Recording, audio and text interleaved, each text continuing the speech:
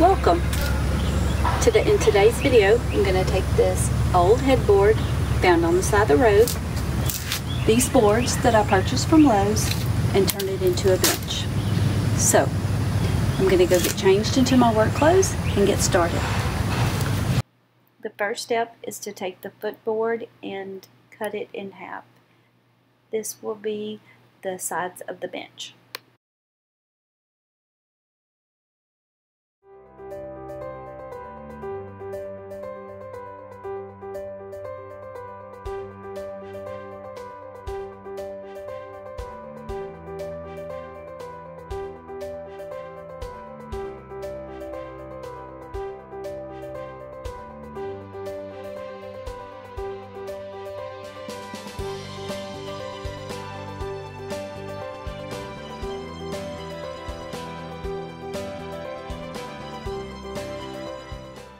The next step was to add support for the bench seat. I did this by measuring the sides of the bench and then cut 1x2s to fit.